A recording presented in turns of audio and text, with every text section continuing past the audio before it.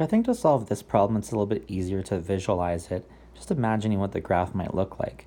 So the function CW, now remember the function in function notation, that represents our y value, or y-axis. That represents the cost. So the cost is our y variable, and that's dependent on w, the weight of the beef. So along here we have the weight. So as you might imagine, the more weight of the beef, the more it's going to cost. So it might kind of look something like that.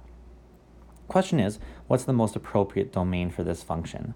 Well, hopefully you can tell right away that the weight of beef has to be positive, right? So we know it's going to be options 3 or 4.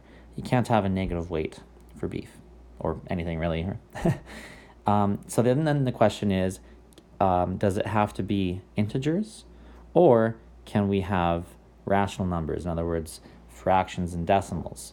Well, when you're weighing something like beef, you could definitely have numbers between the integers. You could have something that weighs 1.5 pounds, for example.